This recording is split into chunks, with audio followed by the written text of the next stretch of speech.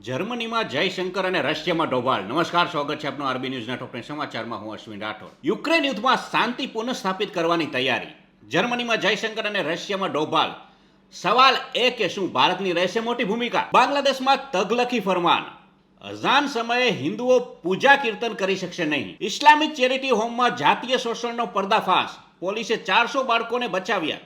મૌલવીઓ સહિત 117ની કરી ધરપકડ. ભારતને અમેરિકા પાસેથી મળ્યા શક્તિશાળી હથિયાર. પાકિસ્તાન અને ચીન થરથર કાપશે. કેનેડા આ વર્ષે વિદ્યાર્થીઓને અપાતા વિઝામાં 50%નો કાપ મૂકશે. અમેરિકામાં મંદીની આગ ઓલવવાનું નામ નથી લેતી. એક કે બે નહીં, પણ 452 કંપનીઓનું દેવાળું ફૂંકાયું. અમદાવાદના સરખેજમાંથી ઝડપાયું 1 કરોડ રૂપિયાનું ડ્રગ્સ. ટાયરમાં સંતાડીને કરતા હતા હેરાફેરી. રશિયા અને યુક્રેને વાટાઘાટો કરવી પડશે. તેમને જરૂર હોય તો ભારત સલાહ આપશે. એસ જયશંકર. મોદીની ચૂંટણી સભા પૂર્વે ડોડા નજીક ત્રાસવાદી ઘૂસણખોરી નિષ્ફળ. મોટી સંખ્યામાં શસ્ત્રો વિસ્ફોટકો ઝડપાયા. 2 આતંકવાદી ઠાર. સર્વે અનુસાર 10માંથી 9 નાગરિક મોદી સરકારના નવા વકફ બિલનું કરે છે સમર્થન. તો આ તાજના ટોપ 10 ન્યૂઝ અને હું હતો આપની સાથે અશ્વિન રાઠોડ. જય હિન્દ, જય ભારત.